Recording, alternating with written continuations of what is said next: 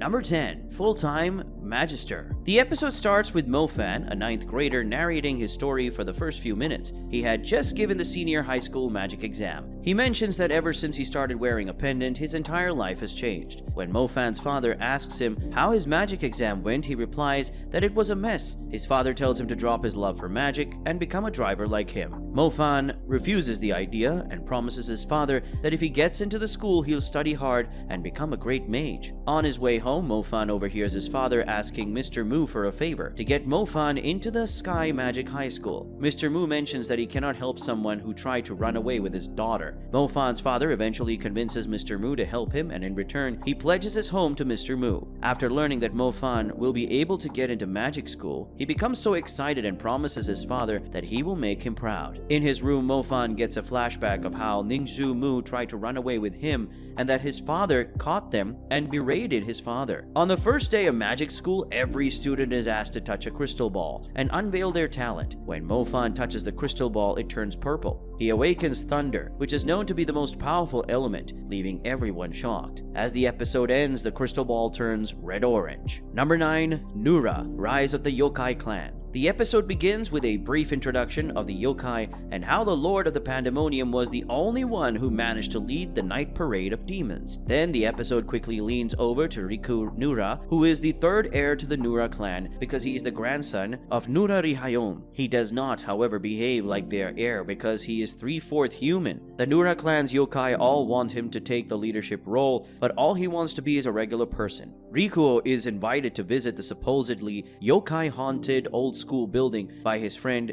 Kiyotsugu. They set out to determine whether or not yokai actually haunt the structure. Turns out, the old school is laced with yokais, but Rikuo somehow manages to hide them. When a yokai is about to attack his friend Kana, Rikuyo, for a brief moment, transforms into a yokai, but before he could fully transform, Altabo and Surana show up and save him, and they both tell him how they're both eager to have him as their future leader. Number 8. The Legend of the Legendary Heroes. With a brief history lesson, the first episode gets things going. The world was once in danger from a group of evil spirits, but the legendary hero was able to save it. He possessed the new ability known as Alpha Stigma. We are introduced to Reiner as we fast forward to the period of the show. One who possesses this Alpha Stigma and is searching for artifacts associated with the legendary heroes in his native Roland Ferris. A stunning blonde who is skilled with a sword is with him. She fits the mold of the bossy, in-charge character. Reiner, on the other hand, is the archetypical dim-witted slacker. While they're on their mission, a chatty, troublesome girl named Captain Milk Claude is secretly following them. As it turns out, they are fugitives and users of illegal magic, which is why she is after them. Even though it is clear that Milk and her team are ill-equipped for the job, Sion Astral, their ruler, works to bring the world together while they are still in their own country. Even though everyone seems to adore him, Ferris refutes this and instead characterizes him as a demon and pretender. A few of Astral's associates are also introduced, but there is nothing remotely noteworthy to say about them. They facilitate the reunion of a separated sister and brother, which seems utterly pointless. Ferris and Reiner are then attacked by a large monster near the end of the episode while they are exploring some ruins, but a piece of the monster's equipment saves them. Number 7. Plunderer. In a future dystopian society, individuals are valued according to a number that is imprinted on their bodies. They are pulled into a pitch-black abyss if it ever reaches 0. After giving Hina a glass orb with 10,000 inside it and instructing her to discover the legendary ace with the white star, Hina watches as her mother is pulled into the depths. Hina looks for 5 years before she finally encounters Lich, a depraved idiot in a mask, and Nana, his boss, who tries to explain that everyone is compelled to follow orders from anyone with a greater number. Hina explains that her number 441 represents the 44,100 kilometers she has walked. Then she meets a major who claims to be Ace, until she shows him the 10,000 orb, which he recognizes as a ballot and tries to take from her. As Hina has a greater number, she commands him to stop. However, he tricks her into a star stake, a betting match using their respective numbers, and after gravely beating her, he steals 440 from her, leaving her with just 1. He admits that he is not the ace because the ace has been dead for 300 years. According to the legend of the ace, suddenly showing up, Lich bets his own number, which is -999. Unless Lich is a ballot holder with a counted ballot to artificially increase his number back above 0, The sergeant realizes as they engage in combat that such a number is impossibly high. With 5,700 enemies and a white star defeated written on his sword, Lich reveals himself to be Lich Bach, the real legendary ace. Then he makes a vow to make the sergeant return Hina's 440. Number 6. Shakugan no Shana. When the story opens, Yuji Sakai is attending school in Misaki City as usual. However, as he wanders the streets after school, he discovers that time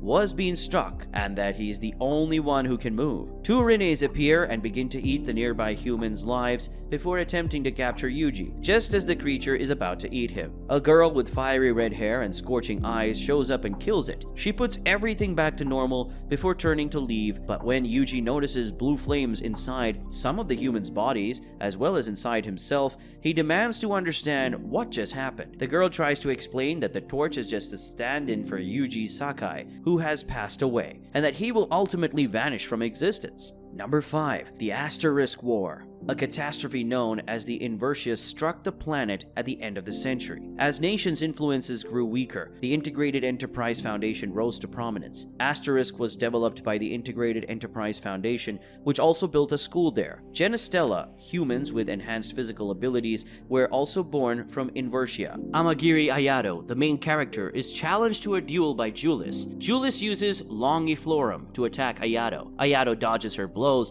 but does not launch an attack on her. Then Julius launches Amaryllis at Ayato. Ayato caused the flame ball to burst as she stood there, seemingly winning the battle. He surprised her by using Futatsu Mizuchi to cut through and then quickly walked up to her. He pushed her to the floor to shield her from an arrow as opposed to cutting her school emblem. Then Claudia Enfield, who is in the same grade as Ayato and is also the school president, shows up and takes Ayato with her. They both walk up to her office where she shows him the entire city of Asterisk through a digital simulation. She also tells him about the Festa fighting tournaments and that their academy, Seidokan, basically exists to host the Festa. She goes on that Seidokan's track record is pretty low and they require more brilliant students. The winner of the Festa tournament will get their wishes granted. Claudia asks Ayato to join and win. Ayato tells her that he isn't interested in tournaments. The only reason why he came to the academy was to learn his purpose. Claudia mentions to him that scholarship students like Ayato have access to Orga Lux weapons, and Ayato agrees to have a look at them. Yabuki Eishiro, Ayato's roommate, tells Ayato who Julius is and why she came there. Julius is one of the few Strega of the Genestella and is also the crown princess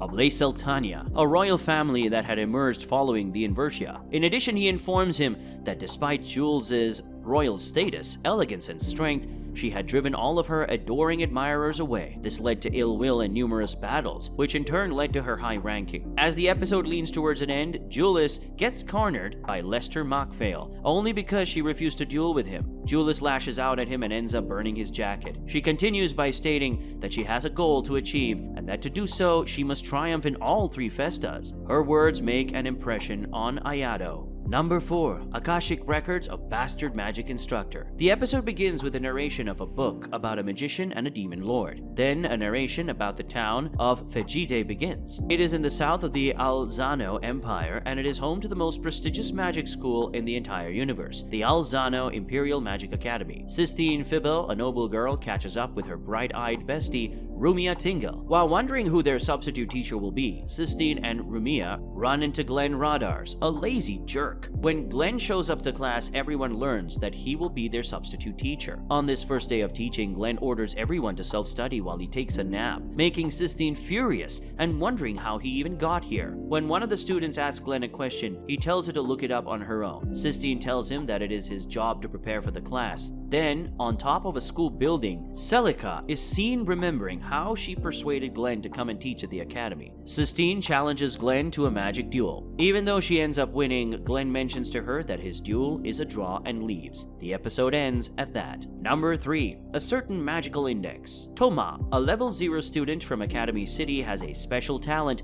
that can negate divine magical powers, while also negating his good fortune. Mikoto Misaka, a strong level 5 Esper who is capable of creating and trying to control electricity, defeats him in a reluctant duel, and she causes a blackout that affects the entire city. The next morning, TMA discovers a young Church of England nun trying to hang off his balcony. She unveils herself as Index and says that she is being sought after by magicians when Index attempts to explain the existence of magic. Toma uses her magical habit to demonstrate the strength of his right hand by having to touch it and ruining it. Following their encounter, the two part ways, but when Toma later returns home from a special ed class, he discovered a bleeding Index on the floor and ran into a magician with red hair. Number 2, Beyond the Boundary. Akihito Kanbara, a second-year high school student, sees freshman Mirai Kuriyama about to scoop off the school roof and intuitively rushes to save her. Infuriated by his attempt to stop her, Mirai uses a carmine sword to stab Akihito in the heart. Mirai had been following Akihito all week to murder him. Mirai tries, but her efforts are unsuccessful because Akihito is invincible, because he is a half Yumo. After that, Mitsuki makes fun of Akihito for being followed by Mirai and tells him to avoid the latter. Akihito finds out from Mirai after school that the Kuriyama clan was exterminated due to their extraordinary capacity to forge assault rifles from their own blood, deciding to leave the latter as the only survivor. After that, Shizuku, a well-known spirit world warrior, deals with the Yomu that crashes through the window, while Mirai pursues Akihito into a schoolroom. Later, Akihito treats Mirai to dinner after finding out that she had been using him only as a practice target for fights. Shizuku in the meantime ends up killing the previous Yumu and removes a stone from its center. The following day, Mitsuki cautions Akihito once more to stay away from Mirai, but he decides to speak with the latter after school. While eating dinner at the play area, Akihito discovers that Mirai had been plagued by a Yumu who also hated both the killing process and her cursed ability. Akihito, who has sympathy for Mirai, decides to assist her in killing the Yumu so they can both face it at her house. Number 1, Parasite. Shinichi, a 17-year-old high school student, is lying in bed when he hears a series of voices. He assumes that he was probably dreaming. At the breakfast table, he realizes that his right hand feels numb. Then, as Shinichi prepares to drink his coffee, he notices a spider on the table and unintentionally burns his tongue. Nobuko, Shinichi's mother, asks him when he'll be getting over his fear of insects. During class, a flashback occurs. In bed, an organism enters him through his hand. In the present, after saving a girl from a possible car accident, Shinichi notices an eyeball forming in his right hand. Then an organism pops out of the eyeball. Then the organism makes an offer suggesting that Shinichi should comply and be able to control his hand as it did when it was dormant. The organism informs Shinichi that it has located a parasite of its kind and is guiding him there. When Shinichi tries to turn around, the organism clasps itself into a post and learns more about it. And that's the end of the video. As always, if you liked what you saw, subscribe to the channel. I'll be uploading a lot of videos just like this, so I'll see you in the next one.